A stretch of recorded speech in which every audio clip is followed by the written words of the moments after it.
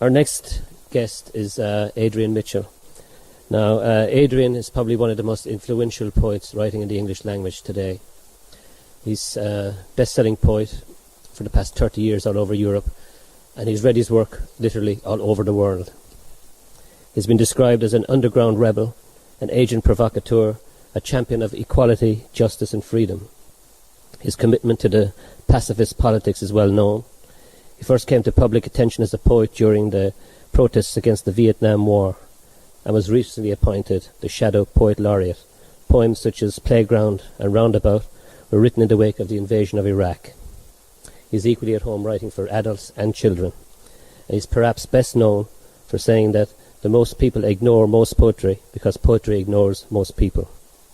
We're very lucky to have a poet of his stature coming to Limerick. So please give a big round of applause to Adrian Mitchell.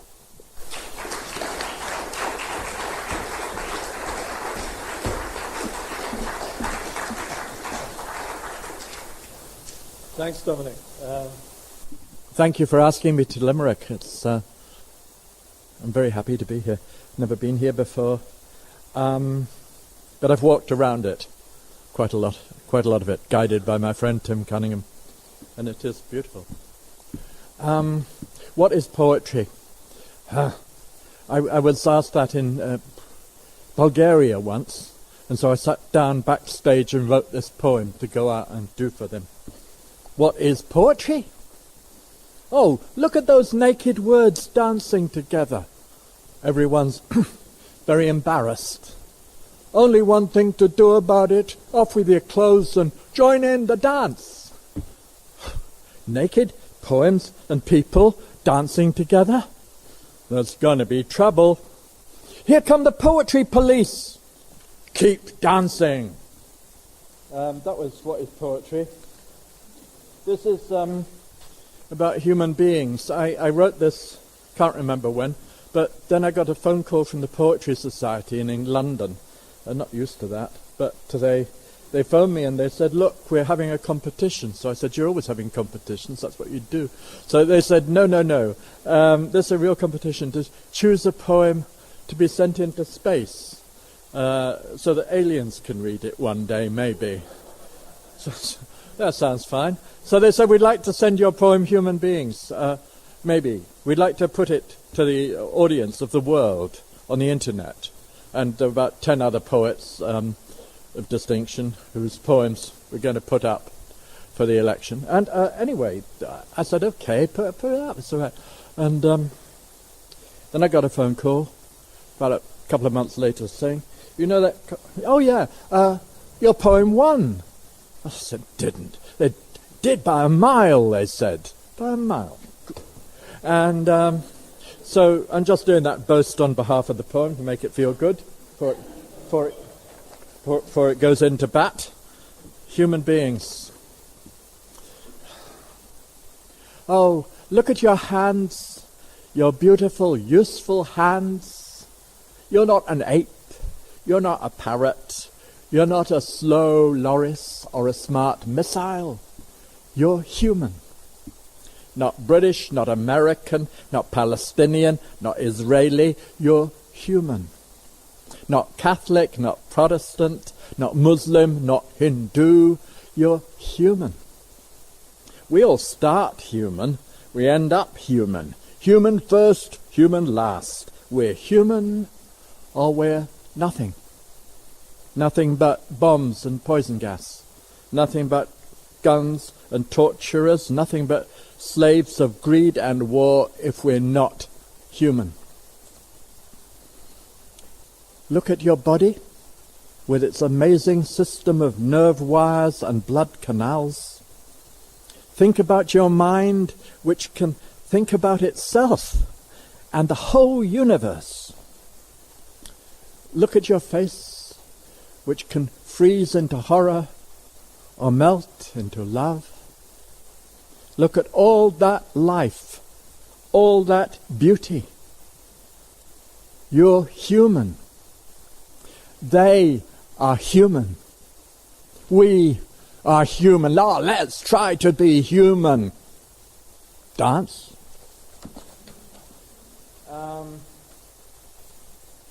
Next one's about the worst poetry reading I ever did in my life. I was put down to do a reading to teenagers here in Limerick, and when I found out, I said, no. I'm sorry. Haven't you read my poem? I do work with teenagers, but I like the teenagers to be mixed in with other ages, you know. I don't like a sort of segregated block. Teenagers, we are the, otherwise I think, we are the teenagers, we are cool. Okay. And that takes, it can be broken down, but it takes a time, you know. But right clothes for one thing. And so I said, no, give me primary age school children. So I'm doing a primary age school children show tomorrow. I'm very happy about that. Thanks for rearranging it. This is about a reading I did the worst reading I ever did in my life. Took place in Wales. I'm very fond of Wales, but this took place at a school called Hirshfield, and if I pronounce that wrongly, I'm glad. It goes like this.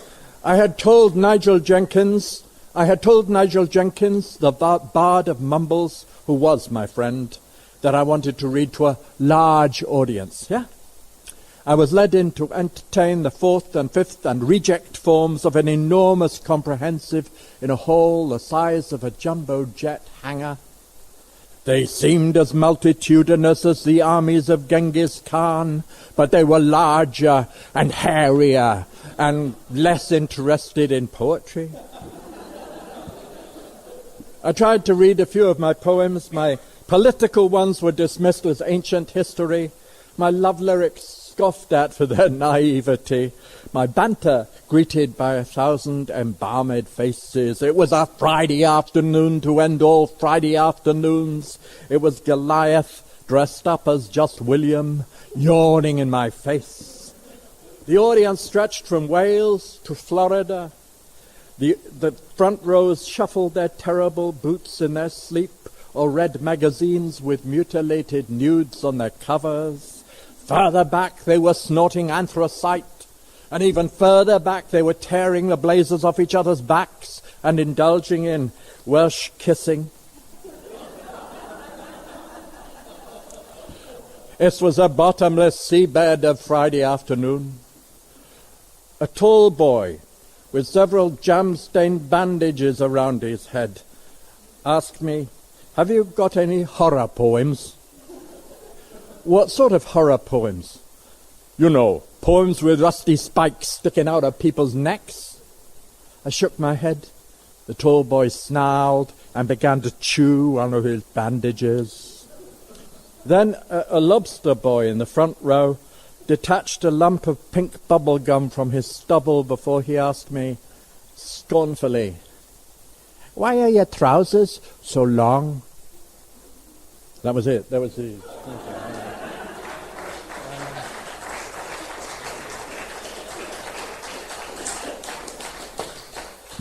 I went to school in hell for 2 years, and at the end of the 2 years I walked home and I said to my mother, "I'm never going back there. I would rather be dead." And she said, "Why? Is it the maths?" So I said, "No," because that used to make me cry. She knew that, but the only thing that did. I said, "No, it's more the torture." And she said, "Oh, what happens?" So I told her about 5% because I was too ashamed to tell her any more. And she said, "Well, I believe you, and you'll never go back to that school." And she sent me to a little school in heaven, which is why I'm here today. Yeah. And I was never going to write about it because I was too ashamed. But then I grew up and started going into schools, and some of the schools I went into were comparatively happy places, it seemed. And other schools I went into, you opened the heavy doors at the front, and the smell of fear came out. So I wrote this. Back in the playground blues. Well, I dreamed I was back in the playground. I was about 4 feet high. Yeah, I dreamed I was back in the playground and standing about 4 feet high. Well, the playground was 3 miles long, and the playground was 5 miles wide. It was broken black tarmac with a high fence running all around. Broken black dusty tarmac with a high wire fence all around, and it had a special name to it. They called it the killing ground. I've got a mother and a father. They're 1,000 years away. The rulers of the killing ground are coming out to play. Everybody's thinking, who they're going to play with today? Well, you get it for being Jewish, and you get it for being black. You get it for being chicken, and you get it for fighting back. You get it for being big and fat, get it for being small, or those who get it, and get it for any damn thing at all. Sometimes they take a beetle, tear off its 6 legs one by one, beetle on its black back, rocking in the lunchtime sun. But a beetle can't beg for mercy. A beetle's not half the fun. I heard a deep voice talking. It had that iceberg sound. It prepares them for life. I've never found any place in my life worse than the killing ground.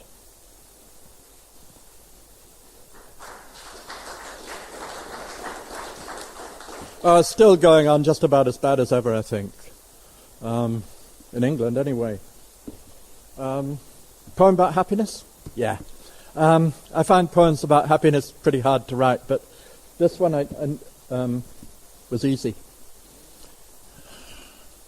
I'd been walking downstairs with my daughter, and it's called Beatty is 3. At the top of the stairs, I ask for her hand. Okay. She gives it to me. How her fist fits my palm, a bunch of consolation.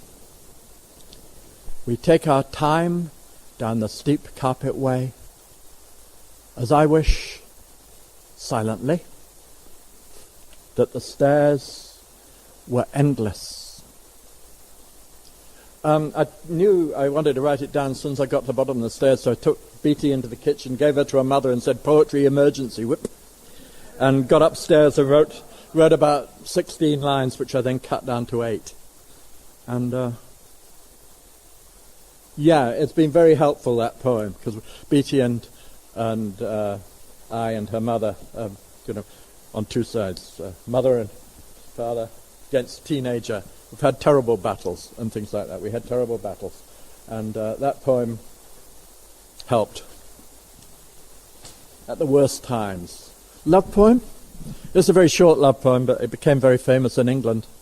And they put it up on the underground system, and it caused sex riots on the Piccadilly line. And, but I wrote it just for my wife. She wasn't my wife then. I was courting, you see. And it was 1961. And I called it Celia. She's so nice I had to name her twice. And it goes like this. When I'm sad and weary, when I think all hope has gone, when I walk along High Holborn, I think of you with nothing on. If that sounds familiar to you, it's because maybe the Blue Tones used it in a song of theirs, and they paid Celia for the privilege. So that's fine. That's cool. What's that poem? A lot of people use it in their Valentine, in their Valentine entries in the Guardian newspaper.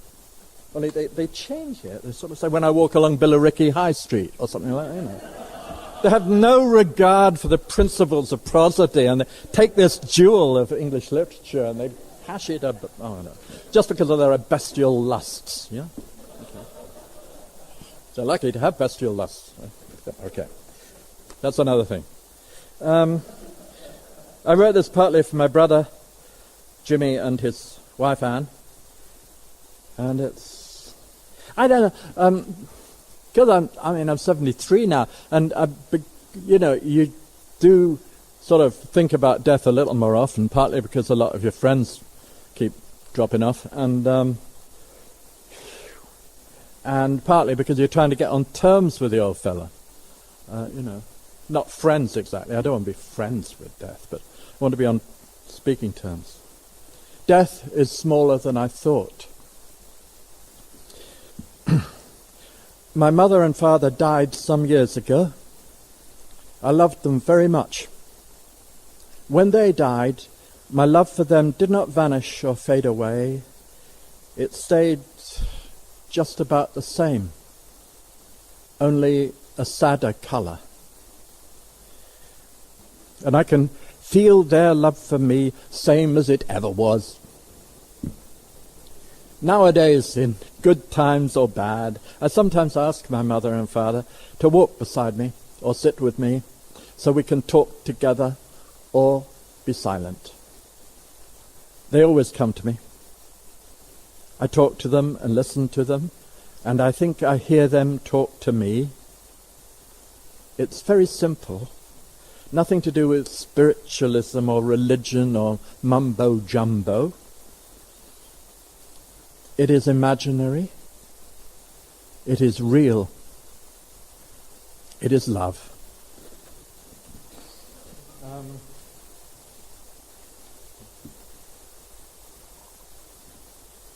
Oh, that's quite cheerful. This is certainly about life. I should have written this when I was 13 3/4, only I didn't have the guts to write it till I was 64 1/2. It's a metaphor. Hey. It's cool for people who like metaphors. It's called A Puppy Called Puberty. It was like keeping a puppy in your underpants. A secret puppy you weren't allowed to show to anyone, not even your best friend or your worst enemy. You wanted to pat him, stroke him, cuddle him all the time, but you weren't supposed to touch him. He only slept for 5 minutes at a time. Then he'd suddenly perk up his head in the middle of school medical inspection.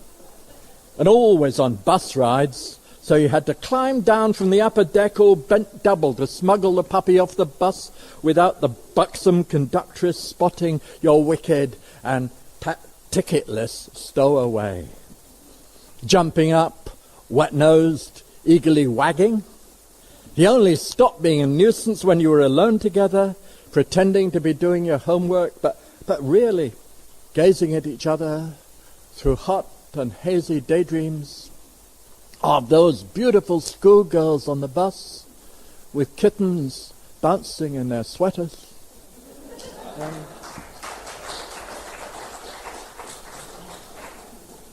It was done on the BBC, so it's all right. There were some complaints from students in teachers' training colleges, but only from the men, who seemed to think it let them down somehow. Yeah, okay. It's a poem about clothes. Yeah, this is meant to be spoken or sung by a jazz trumpeter. I like jazz a lot. Not all jazz, good jazz. And he's trying to persuade his girlfriend that he needs a new suit. And she doesn't care about clothes. She's a sculptor. And so she wishes clothes hadn't been invented, really. So he's trying to persuade her. And halfway through, a famous jazz man walks into the poem. That's because I actually saw this guy. And I wanted to record that too. It's called Jake's Amazing Suit. Hey, when you see me in my suit, yeah, you'll look and at first all you see is a burst of shimmering electric blue. Then you'll focus in and see that the vision is me. And I'm walking. And my suit is walking too. When you see me in my suit, flowing soft as milk, it'll be Thailand silk that follows any move at all. And its cut and its drape will lay on me a shape like I'm standing underneath a waterfall. When you see me in my suit, I won't be able to walk out in public because of my wonderful threads. Never mind, instead I'll spend my life in bed with nothing but love in our heads. When you see me in my suit. Hey, I once saw Miles Davis walk across the tarmac from an airplane. Yeah, I once saw Miles Davis walking. I want to explain. His face was carved from a living mahogany tree trunk. He wore power sunglasses over his eyes with silver pistons connected to his ears. His beret sat on the top of his head like a little powder blue cloud, and when he smiled, It'd turn you to stone. His suit was 4.5 times too big for his body. It was a kind of tweed made out of mountain light. It had crisscross lines of the sort of luminous green you only see on the top of birthday cakes. I once saw Miles Davis walk across the tarmac from airplane. Yeah, I once saw Miles Davis walking. I can't explain. I want a suit like that. I want a suit like that. I want a suit so electric if I leave it alone, it'll jump off its hanger, take a walk on its own. Give me a suit like that. Give me a suit like that, so that my love will love me, even more than she loved me now, when she sees me in my suit. Okay.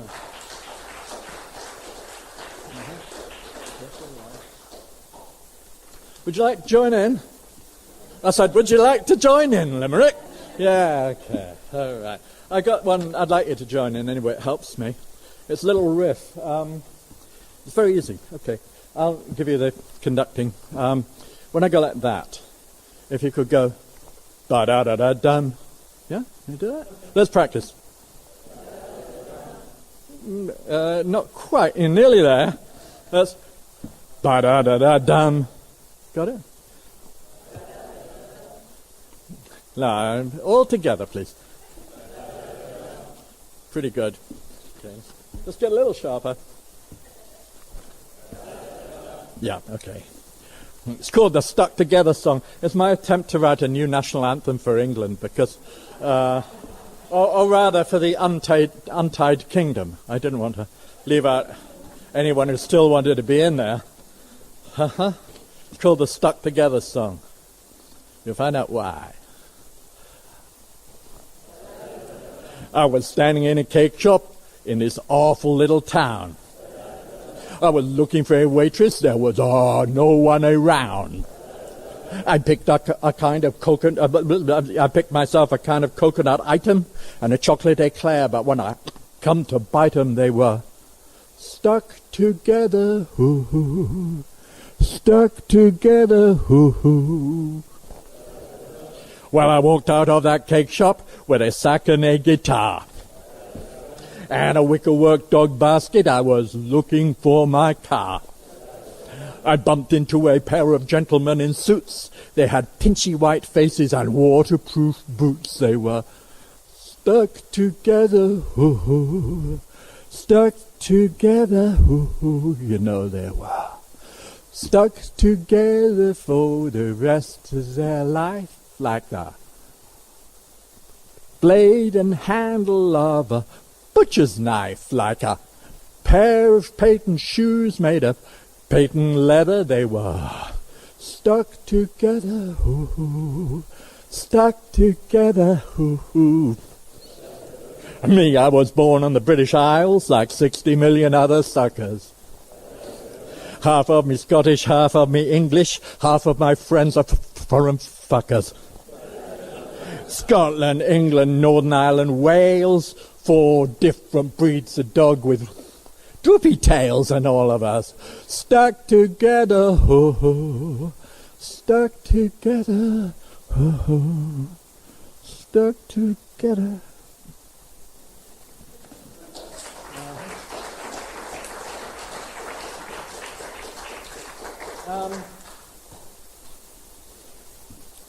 Back in the days of the Vietnam War, I wrote a lot of poems to do with being in Britain while the war was going on. I was never in Vietnam. Couldn't afford to go, for one thing, but that's it. And then later on I found out it wasn't really a poem about Vietnam I wrote, this one. It was a poem about being in England, safe, while thousands of miles away, a terrible, murderous war was going on, and in which we were involved. And so, and sometimes feeling, I don't want to see the papers because they're vile. The news is vile. I don't want to see the television because it is disgusting to watch burning people running away from us. I the whole of it seems so horrifying, and you want it to stay away from your door. And it's a kind of thing called compassion fatigue, and we all suffer from it now and again. And it's really, the poem is a satire on that feeling. And it's really a satire because, of course, you can't watch that news all the time. And of course, you can't think of nothing else, so you'll go mad. On the other hand, if you turn your back on it, you're a collaborator in that war, wherever it is. To whom it may concern.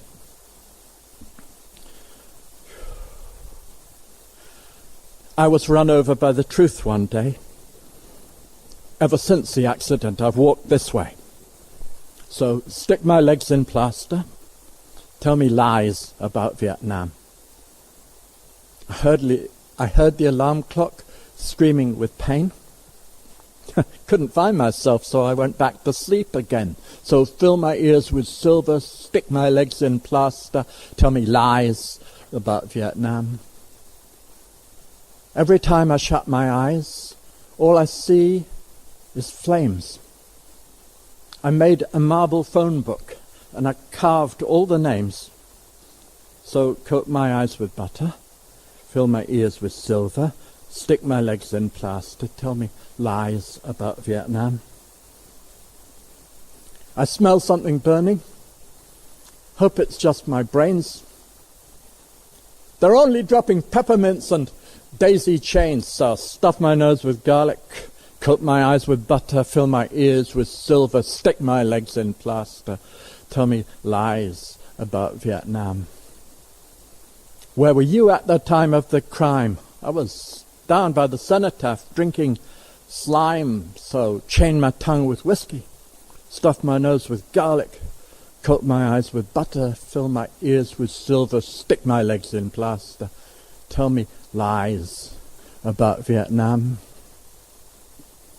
You put your bombers in, you put your conscience out, you take the human being and you twist it all about. So scrub my skin with women, chain my tongue with whiskey, stuff my nose with garlic, coat my eyes with butter, fill my ears with silver, stick my legs in plaster, tell me lies about Afghanistan. Tell me lies about Iran. Tell me lies about Iraq. Tell me lies, Mr. Bush. Tell me lies, Mr. Blair. Tell me lies.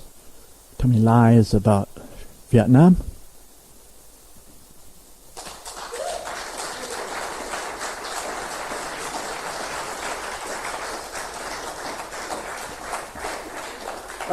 I'd like to read one more,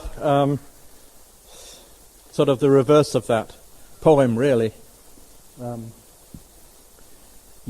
mean, Blake wrote those beautiful songs of innocence and experience, and this is the Song of Innocence to go with that one. Blake is my favorite poet, and the title is William Blake Says, Everything that lives is holy. Yeah. Long live the child, long live the mother and father, long live the people, long live this wounded planet, long live the good milk of the air, long live the spawning rivers and the mothering oceans, long live the juice of the grass and all the determined greenery of the globe.